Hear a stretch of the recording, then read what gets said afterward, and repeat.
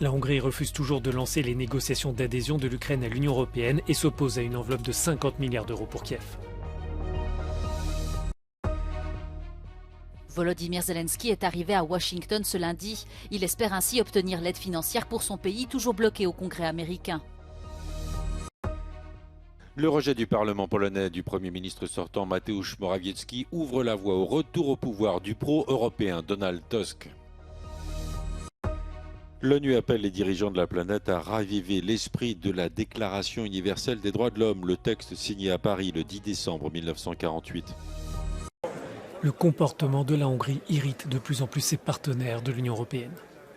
Budapest renacle à ouvrir les négociations d'adhésion avec l'Ukraine. Lors de la réunion lundi à Bruxelles des 27 ministres des Affaires étrangères, le chef de la diplomatie hongroise a répété son opposition, provoquant la colère des autres capitales. The only way I can read Hungarian position, not just on Ukraine, but on many other issues, is that they are against Europe and everything that Europe stands for. Les chefs d'État et de gouvernement de l'Union se retrouveront jeudi à Bruxelles pour un sommet afin d'évoquer les éventuelles adhésions à venir. Les dirigeants discuteront aussi d'une enveloppe de 50 milliards d'euros pour aider Kiev, une aide vitale pour faire face à l'invasion russe. Dans les deux cas, la Hongrie refuse de donner son feu vert. Pour le ministre ukrainien des Affaires étrangères, lui aussi présent lundi à Bruxelles, les enjeux sont importants pour les deux parties. I cannot imagine, I don't even want to talk about the devastating consequences that will occur shall the Council fail to make this decision. Not only with regard to Ukraine, but in a broader sense on the issue of enlargement as a whole. La Hongrie compte cependant maintenir son veto. Elle estime que l'Ukraine n'est pas prête pour les négociations d'adhésion à l'Union et Budapest accuse la Commission européenne de se tromper dans son évaluation. Az álláspontunk világos. Jelenleg nem adott a helyzet arra, nem kész a helyzet arra, hogy az Európai Unió Ukrajnával csatlakozási tárgyalásokat kezdjen. És ez nem egy taktikai pozíció a részünkről, hanem ez egy megalapozott pozíció. Les autorités ukrainiennes assurent qu'elles remplissent en un temps record les critères fixés par l'Union en matière de lutte contre la corruption et dans ses réformes judiciaires, dans le but d'ouvrir dans les plus brefs délais les négociations d'adhésion.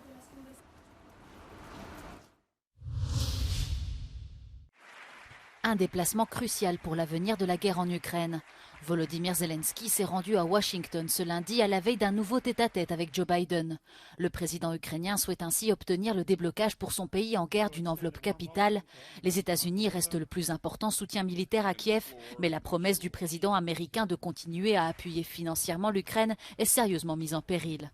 Le Congrès américain a échoué à voter un volet de plus de 61 milliards de dollars d'aide à l'Ukraine la semaine dernière. Volodymyr Zelensky va donc également rencontrer le nouveau chef de la Chambre des représentants, Mike Johnson, pour convaincre les républicains de débloquer ces fonds. De son côté, la Russie a poursuivi ses attaques aériennes en Ukraine. Ces dernières 24 heures, l'armée ukrainienne a répertorié près de 46 frappes contre des sites militaires et zones résidentielles. À Kherson, une personne a été tuée et au moins 2 autres blessés. Moscou a également annoncé que les 4 régions ukrainiennes annexées vont participer à l'élection présidentielle qui doit avoir lieu l'année prochaine. Une femme face à Poutine. Une inconnue défie le président russe. Elle s'appelle Ekaterina Dountsova, une journaliste de 40 ans et mère de 3 enfants qui, malgré son peu d'expérience en politique, veut détrôner Vladimir Poutine lors des élections prévues le 17 mars 2024. De son côté, Vladimir Poutine a déjà annoncé vendredi qu'il serait candidat à sa réélection. Начиная от признания иноагентом до заключения.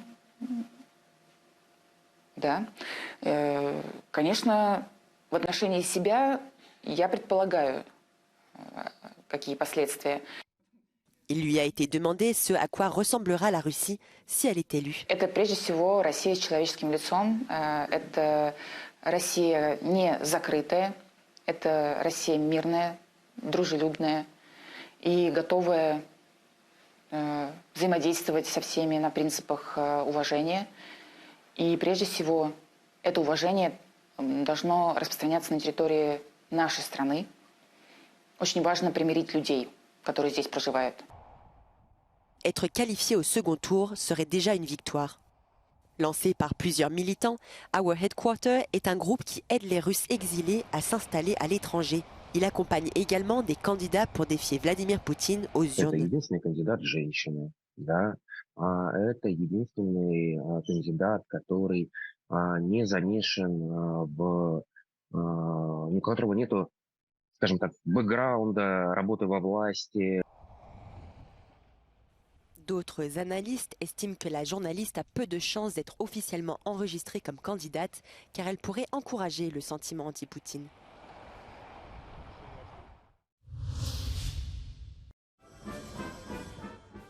En déplacement dans le Grand Nord ce lundi, Vladimir Poutine a inauguré de nouveaux sous-marins nucléaires qui doivent accroître la puissance navale de la Russie. Le Krasnoïarsk et l'empereur Alexandre III étaient en construction pendant près de 6 ans et représentent la 4e génération de sous-marins à propulsion nucléaire russe.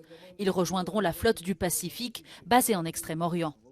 Мы обязательно реализуем все наши планы по строительству подводных и надводных кораблей.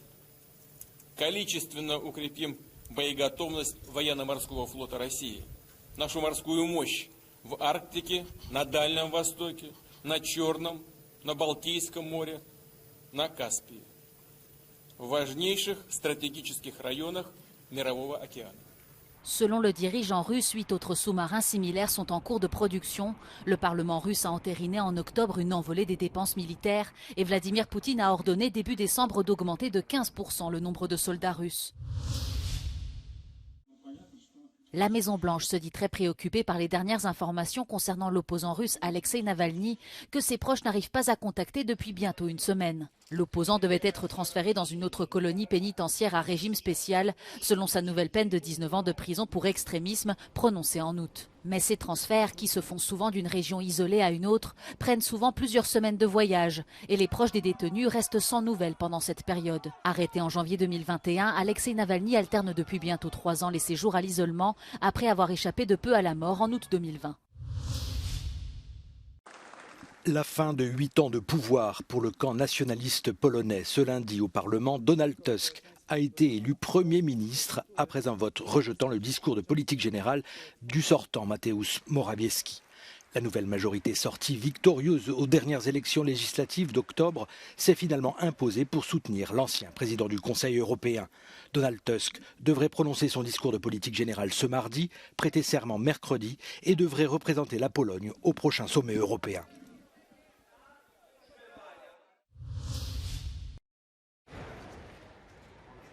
Dernière ligne droite pour aboutir à un accord sur le climat à la COP28 de Dubaï. Certains pays bloquent encore sur un appel à la fin des énergies fossiles. C'est pourtant l'élément clé de cette COP, estime le secrétaire général des Nations Unies, Antonio Guterres. Il demande aux négociateurs de faire preuve d'une flexibilité maximum et de bonne foi. Le responsable de l'ONU pour le changement climatique garde son optimisme. We are now here to discuss 2 issues. 1. How high is our ambition on mitigation? And 2, are we willing to back this transition with the proper means of support to deliver it?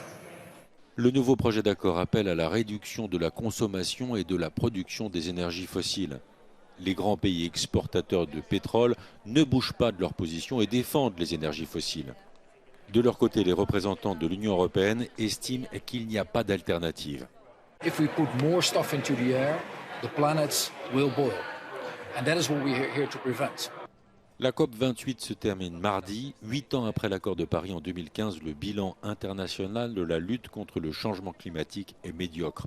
Les États s'étaient engagés à limiter l'augmentation globale de la température à 1,5 degré, mais ils ne sont pas parvenus à mettre en œuvre les changements promis.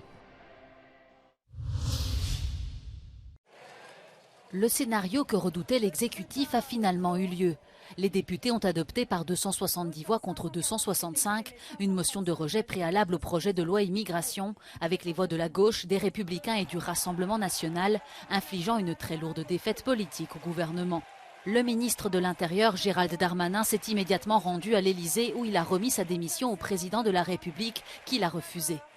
Le gouvernement peut choisir désormais de laisser le texte poursuivre son parcours législatif au Sénat ou décider de l'abandonner. Le Premier ministre britannique Rishi Sunak a tenté ce lundi de relativiser son rôle et ses décisions dans la lutte contre la pandémie de Covid-19 en 2020 et 2021 face à la commission chargée d'enquêter sur les actions du gouvernement de l'époque. L'actuel occupant de Downing Street, en poste depuis un an, a entamé son témoignage par des excuses, disant être profondément désolé pour tous ceux qui ont perdu des êtres chers et ceux qui ont souffert de différentes manières tout au long de la pandémie. Son audition portera notamment sur ses réticences à imposer des restrictions trop fortes et sur ses critiques quant au rôle des scientifiques durant la crise sanitaire. L'ONU appelle les dirigeants du monde à raviver l'esprit de la Déclaration universelle des droits de l'homme. L'Agence internationale a lancé l'appel à l'occasion du 75e anniversaire de la signature du texte fondé pour protéger les droits et les libertés individuelles à l'échelle de la planète. La déclaration a été signée le 10 décembre 1948 à Paris.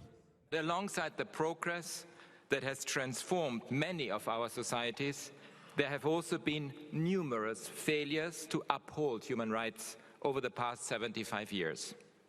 We live among such failures today, with the turmoil and suffering that they produce. War. L'Assemblée a marqué une minute de silence en mémoire des victimes des violations des droits de l'homme. La Déclaration universelle des droits de l'homme a été signée après la Seconde Guerre mondiale et la Shoah.